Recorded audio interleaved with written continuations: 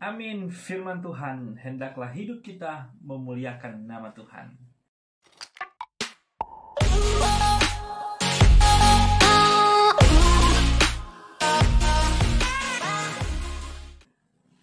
Shalom, damai di hati. Puji syukur kepada Tuhan karena berjumpa kembali lagi di saat ini dalam perenungan kita, sharing dan berdoa ya. Senang sekali berjumpa Bapak Ibu Saudara-saudara dimanapun berada. Doa kita tetap dalam keadaan yang sehat ya, dalam sukacita Natal. Dan sebelum kita mulai perenungan kita akan membuka dalam doa. Silakan untuk Tuti untuk berdoa. Iya, Bapak Ibu Saudara dan teman-teman semua, mari kita berdoa. Bapak, di dalam nama Tuhan Yesus, kami sungguh mengucap syukur untuk kesempatan hari ini. Kami boleh kembali dapat membuat video untuk berbagi dengan semua sahabat, teman-teman kami melalui media YouTube ini. Terima kasih Tuhan. Kami meminta hikmat Tuhan sehingga perjumpaan ini membawa berkat bagi kami semua, semangat baru, sukacita baru untuk merayakan Natal di tahun 2021 ini.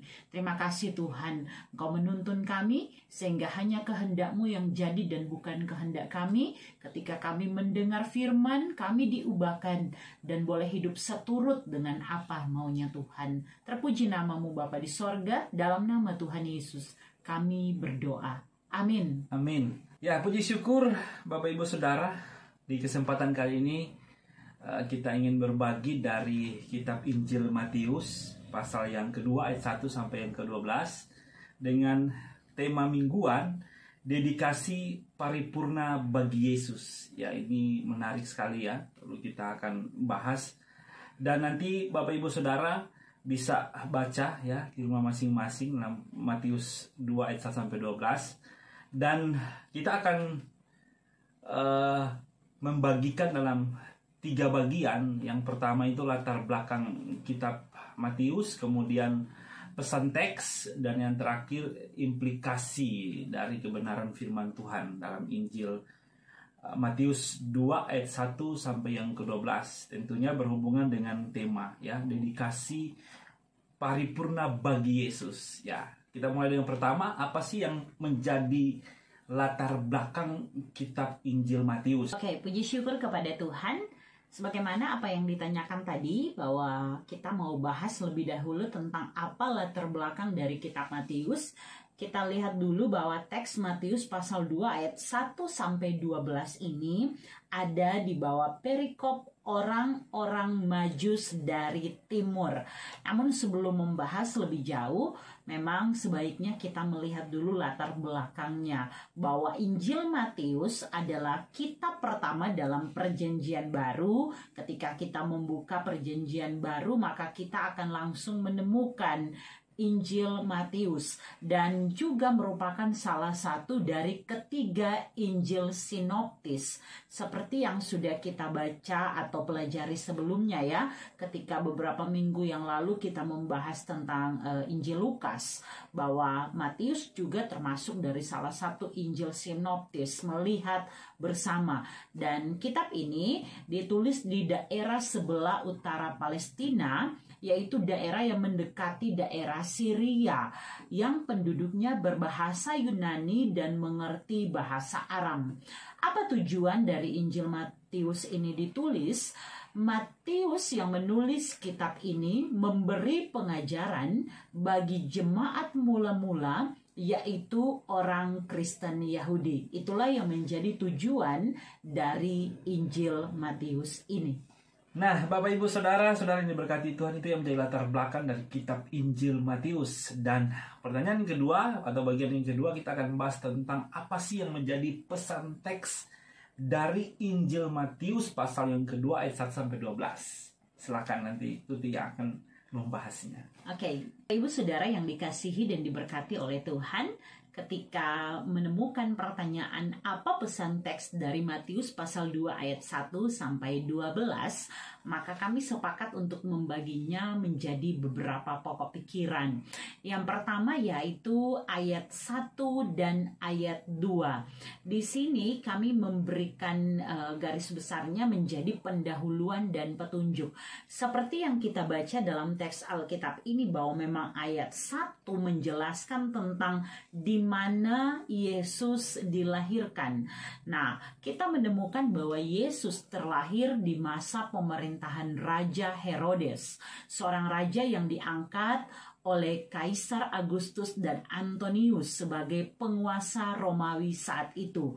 Herodes menjadi raja atas orang-orang Yudea, sehingga tulisan ini menjelaskan kepada kita semua bahwa Yesus benar-benar pernah ada menjadi manusia dalam kurun waktu dan tempat yang jelas.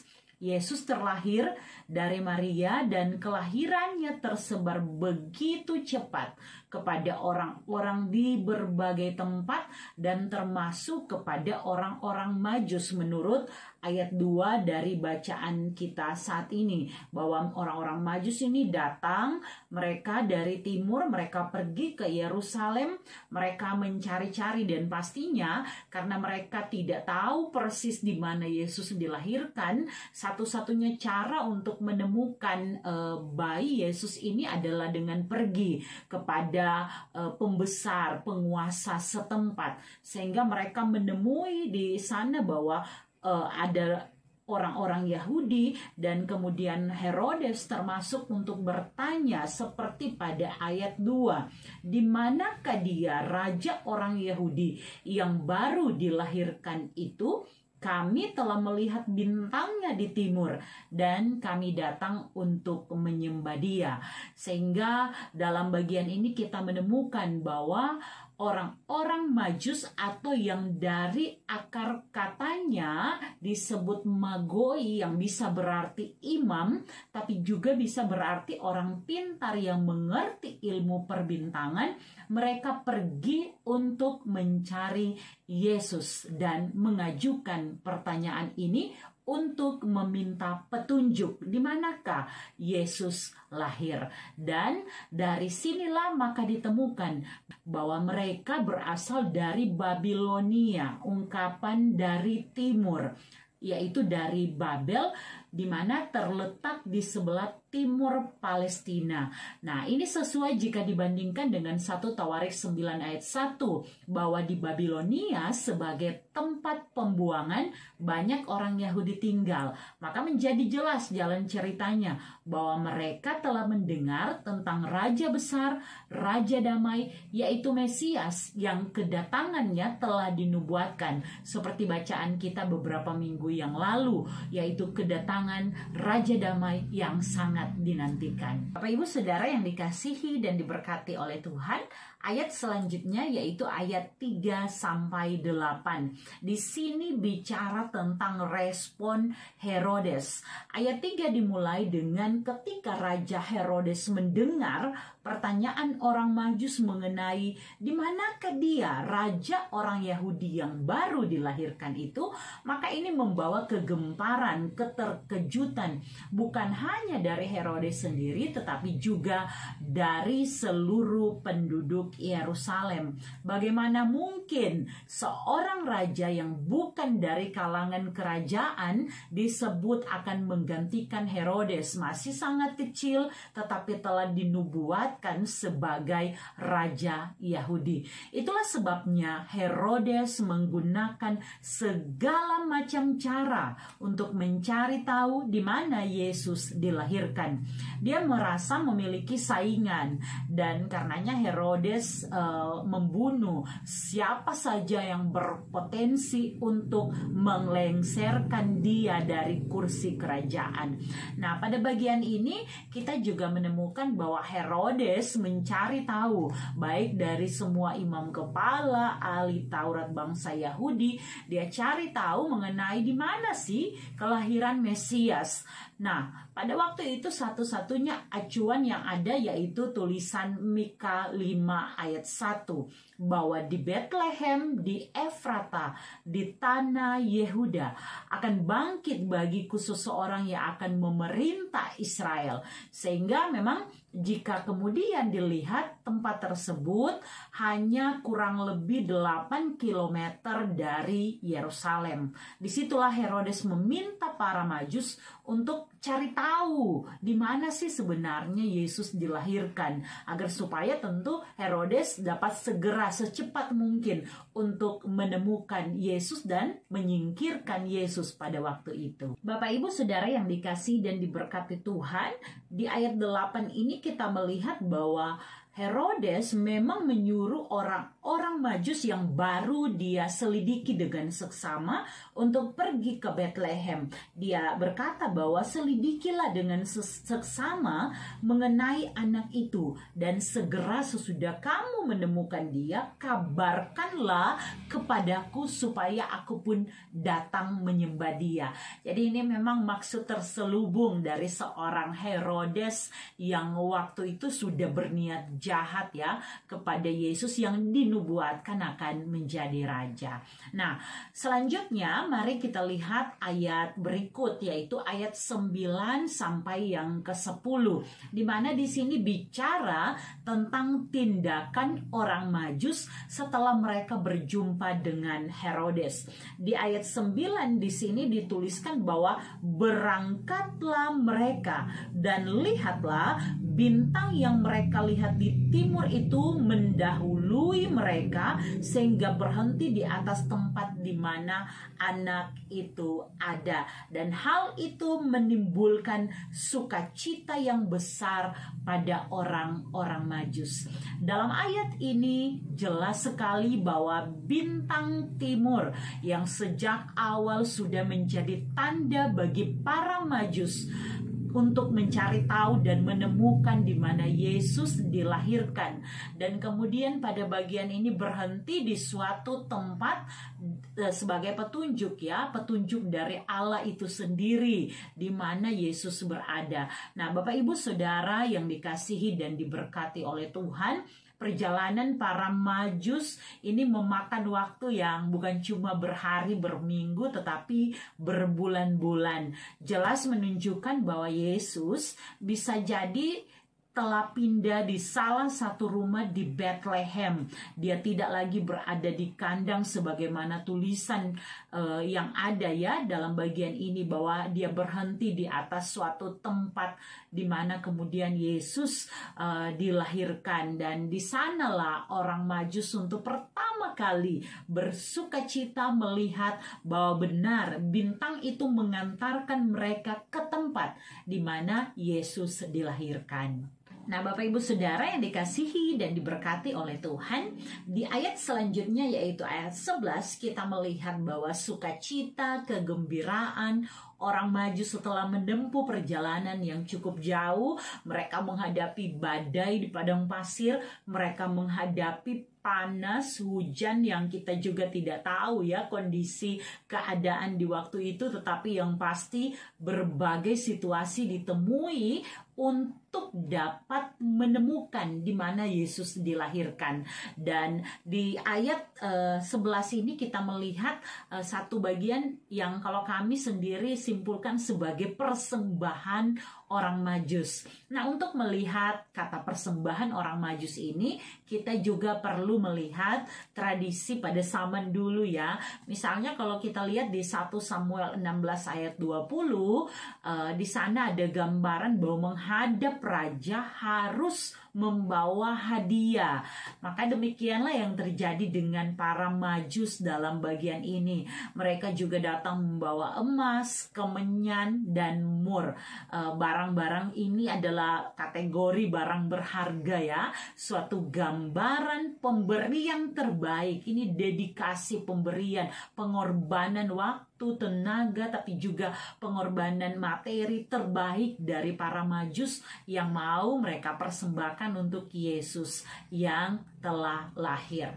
Nah, selanjutnya ayat 12, kami simpulkan ini ketaatan dari orang Majus. Mengapa? Bahwa mereka diperingatkan dalam mimpi, suatu petunjuk Allah yang mau menyatakan kehendaknya melalui mimpi atau penglihatan, agar supaya apa? Herodes tidak menemukan bayi itu dan para Majus tidak kembali kepada Herodes, sehingga mereka pulang ke negerinya melalui jalan lain. Dan para Majus ini taat ya kepada perintah Allah, mereka pun pulang tidak kembali kepada Herodes tetapi melalui jalan yang lain.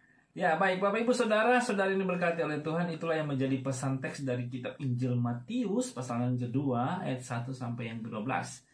Dan sekarang pada bagian yang ketiga kita akan menemukan apa sih yang menjadi implikasi dari kitab Injil Matius ini, khususnya pasal 2 ayat 1 sampai 12 dengan tema dedikasi paripurna bagi Yesus. Ya, Bapak Ibu Saudara yang dikasihi dan diberkati oleh Tuhan, pada bagian kali ini kita akan membahas implikasi teks dari Matius pasal 2 ayat 1 sampai yang ke-12. Dalam bagian ini kita menemukan beberapa tokoh dan akan kita bahas di saat ini. Yang pertama yaitu tokoh sentral di kitab Matius pasal 2 ini yaitu Allah. Allah yang luar biasa, Allah yang dapat melakukan kehendaknya atau rancangannya, dan dia bisa pakai apa saja untuk mewujudkan kehendak dan rancangannya. Kita melihat betapa dengan luar biasanya Allah memberi petunjuk melalui bintang di timur kepada para Majus. Dan disinilah kita menemukan sampai pada akhir bacaan bahwa Allah pun memberi petunjuk kepada para Majus untuk tetap melakukan sesuai dengan rancangan rencana Allah bagi manusia. Nah, selanjutnya kita menemukan tokoh yang kedua dalam bagian ini yaitu Herodes. Ini tipe pemimpin yang mudah merasa tersaingi. Dia mendengar kabar bahwa Yesus Raja orang Yahudi dilahirkan, dia terkaget dan dalam kekagetannya itu dia kemudian merancangkan satu niat jahat. Dia pakai kata, pergi selidiki, aku akan juga ikut untuk menyembah dia. Tetapi padahal dengan maksud untuk melengsarkan Yesus ya, atau siapa saja sebenarnya yang dapat mengganggu atau mungkin saja dianggap sebagai saingan dalam kursinya sebagai seorang raja. Nah, tapi dari beberapa tokoh ini yang paling penting yang akan kita bahas sesuai dengan tema hari ini yaitu dedikasi paripurna bagi Yesus, yaitu tentang para Majus. Dalam beberapa bagian para Majus ini sering digambarkan 3 orang karena persembahannya ada emas, kemenyan, dan mur. Tetapi juga banyak yang menyimpulkan ya bukan cuma 3 tetapi lebih. Berapapun itu yang pasti para Majus lebih dari 1 orang. Mereka adalah orang-orang yang dipilih dan orang-orang yang tahu persis tentang ilmu perbintangan. Bapak Ibu Saudara yang dikasihi dan diberkati oleh Tuhan, para Majus dalam bagian bacaan kita di hari ini telah memberikan dedikasi paripurna bagi Yesus. Ini tema di sepanjang minggu berjalan ini. Apa sih itu dedikasi? Kamus Besar Bahasa Indonesia menyebut dedikasi sebagai pengorbanan, baik itu waktu, tenaga, pikiran, dengan tujuan untuk suatu keberhasilan ya, suatu kontribusi, pengabdian atau persembahan ataupun sumbangsi terbaik yang dapat diberikan untuk sebuah tujuan yang mulia. Maka kita melihat di sini sebuah pengorbanan waktu, karena bukan seperti tadi dijelaskan, bukan cuma ini 2-3 hari atau 1-2 minggu, tetapi sampai berbulan-bulan menghadapi yang namanya berbagai tantangan, baik itu alam, baik itu situasi, keadaan, sampai di suatu tempat yang mereka sebelumnya tidak tahu. Dan ini ini pasti sangat beresiko. Tetapi ini dapat dilalui oleh para Majus. Mereka juga sampai ada bertemu dengan Herodes. Mereka pun akhirnya kembali melanjutkan perjalanan hanya dengan mengikuti petunjuk melalui bintang timur yang mereka lihat. Dan disinilah kita melihat bahwa memang mereka telah mengorbankan apa yang mereka bisa lakukan. Karena kita tahu kendaraan pada waktu itu bukan kayak sekarang ya, naik Gojek cepat sampai, dijemput juga di rumah. Tetapi memang mereka pun harus berjalan kaki, atau mungkin kalaupun pakai tumpangan cuman naik unta ya. Dan mereka harus berjalan kaki begitu jauhnya untuk dapat berjumpa dengan Yesus. Sehingga tidak heran kalau kita baca di sini di ayat 10 bahwa ketika mereka melihat bintang itu sangat bersukacitalah mereka, bahwa mereka pun akhirnya sudah sampai dan boleh melihat bayi Yesus di depan mereka. Mereka pun datang sebagaimana maksud mereka, bahwa mereka mau untuk menyembah Dia. Nah, Bapak Ibu Saudara yang dikasihi dan diberkati Tuhan, benarlah bahwa ketika mereka pun masuk, mereka pun melihat anak itu bersama dengan Maria ibunya. Lalu mereka sujud menyembah Dia. Bukan hanya maksud mereka, tetapi betul-betul mereka tunjukkan. Datang menjumpai, menyembah Dia, Tuhan Yesus. Bahkan mereka mempersembahkan yang terbaik yang dapat mereka beri, yaitu emas, kemenyan, dan mur. Ini adalah dedikasi paripurna yang terbaik yang dapat diberikan oleh para Majus. Sebuah pertanyaan untuk kita semua. Dedikasi apakah yang telah kita berikan kepada Tuhan Yesus yang telah lahir menolong kehidupan kita, bahkan menolong kita di sepanjang tahun 2021 ini? Pengorbanan apa sih yang sudah kita lakukan? Ataukah kita merasa sudah melakukan yang terbaik untuk pelayanan, untuk pekerjaan bagi nama Tuhan? Tapi sebenarnya kita tidak melakukan apa-apa. Kita tidak melakukannya untuk memuliakan nama Tuhan. Kadangkala pelayanan sekedar dilakukan ya, bukan untuk menyembah Tuhan, bukan untuk memuliakan Tuhan, tapi hanya untuk mencari nama sendiri. Mungkin ada maksud-maksud tertentu yang mau dicapai, tetapi kita mau belajar dengan para Majus. Ada niat hati untuk mencari Tuhan karena mau menyembah Tuhan Yesus. Dan ketika mereka menjumpai bayi Yesus, maka mereka benar-benar melakukannya. Mereka menyembah Dia dan mempersembahkan yang terbaik. Mungkin yang kita miliki emas, itu pemberian terbaik kita, beri bagi Tuhan. Kita tidak punya itu, mungkin yang kita miliki kemenyan, atau mungkin yang kita miliki hanya mur ya. Mungkin hanya talenta kita yang kita rasa ini berguna gak sih di pelayanan. Tapi percaya saja bahwa semua yang Tuhan taruh kepada kita, jika kita kembalikan untuk hormat dan kemuliaan nama Tuhan, maka Tuhan akan pakai yang kecil itu untuk pekerjaan Tuhan yang besar. Nah, Bapak Ibu Saudara, kiranya hal ini akan memotivasi kita semua. Melalui bagian ini kita sungguh dapat belajar ya mengenai persembahan terbaik yang dapat kita beri, dan kemudian kembali melihat apa yang sudah kita lakukan di sepanjang tahun 2021 ini, bahkan di momen Natal, momen yang sangat spesial yang kita nantikan dan tunggu-tunggu ini. Bukan seperti tahun-tahun kemarin, mungkin perbedaannya sangat mencolok, ada pandemi, tetapi saat ini mungkin sudah lebih longgar.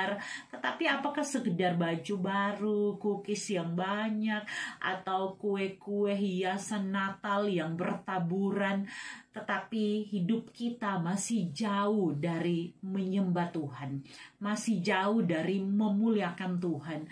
Bahkan kita tidak mau taat apa perintah Tuhan. Seperti yang kita lihat dedikasi paripurna dari para Majus bagi Yesus yang mereka lakukan. Ketika Allah memberi petunjuk mereka untuk tidak kembali kepada Herodes, mereka taat. Sekarang dari semua perintah Tuhan bagi kita yang kita baca dalam Alkitab, yang kita dengar dalam khotbah-khotbah selama 52 minggu di tahun 2021 ini. Apakah kita mau taat? Apakah kita mau melakukan tepat seperti yang diperintahkan Tuhan? Bahwa tema di sepanjang bulan ini juga, bahwa aku ini hamba Tuhan. Sebagai hamba-hamba Tuhan, kita semua ya, pelayan khusus itu bicara tentang periodisasi, bahwa 4 tahun, 5 tahun selesai. Tetapi melayani Tuhan itu bicara seumur hidup. Apa yang dapat kita lakukan bagi Tuhan, pemberian terbaik kita bagi Tuhan, ketaatan kita melakukan kehendak Tuhan. Maka biar momen Natal ini memotivasi kita semua, bahkan momen akhir tahun ini kembali memurnikan motivasi kita untuk hidup berkenan kepada Tuhan. Tuhan Yesus pasti akan terus menolong dan memampukan kita untuk memberi yang terbaik bagi Tuhan. Tuhan lebih dulu memberi yang terbaik. Dia mau jadi manusia datang ke dalam dunia untuk kita semua. Maka sebagai syukur kita, apa respon kita? Hiduplah memuliakan Tuhan. Amin. Amin. Firman Tuhan, hendaklah hidup kita memuliakan nama Tuhan. Karena itu ya yang Tuhan inginkan dalam kehidupan kita sebagai orang percaya. Memberi yang terbaik untuk Tuhan. Ya. Dan akhirnya kita harus berpisah ya. Kita akan berjumpa di minggu depan dalam perenungan berikutnya. Ya, dan itu sudah tahun baru. Ya, tahun baru 2022. Ya. Doa harapan kita tetap dalam keadaan yang sehat-sehat, baku-baku sayang ya, di sukacita Natal di berdamai tahun ini. dengan semua orang. Ya, benar. Dan sebelum kita mengakhiri, baiknya kita akan berdoa. Mari kita berdoa. Bapa di surga, Bapa yang baik yang kami kenal di dalam nama Yesus Kristus, terima kasih Tuhan di kesempatan kali ini dalam panggilan Tuhan, dalam hikmat dan anugerah Tuhan, tuntunan Roh-Mu yang kudus, sehingga dalam perenungan firman Tuhan ini kami boleh menseringkan kiranya Tuhan dalam mohon kami, biarlah firman Tuhan yang kami taburkan ini menjadi berkat bagi setiap yang mendengarkan. Walaupun dalam keterbatasan lewat media, video YouTube, tapi kami percaya Roh Kudus Tuhan tidak pernah terbatas untuk mengubahkan hidup kami. Kami percaya dengan firman-Mu kami memperoleh kehidupan yang kekal. Dengan firman-Mu kami memperoleh kekuatan. Dengan firman-Mu Tuhan kami memperoleh kesembuhan. Dengan firman-Mu Tuhan kami memperoleh penguatan. Terima kasih Tuhan Yesus. Dan biarlah kehidupan kami memuliakan Tuhan dalam sukacita Natal di tahun ini. Terima kasih Bapa di sorga, kami menyerahkan kehidupan kami. Totalitas biarlah menyenangkan hati Tuhan dan memuliakan nama Tuhan. Ini doa ucapan syukur kami Tuhan. Di dalam nama Yesus kami berdoa dan mengucap syukur. Amin. Amin. Dan pada akhirnya sampai jumpa. Shalom. Tuhan Yesus memberkati.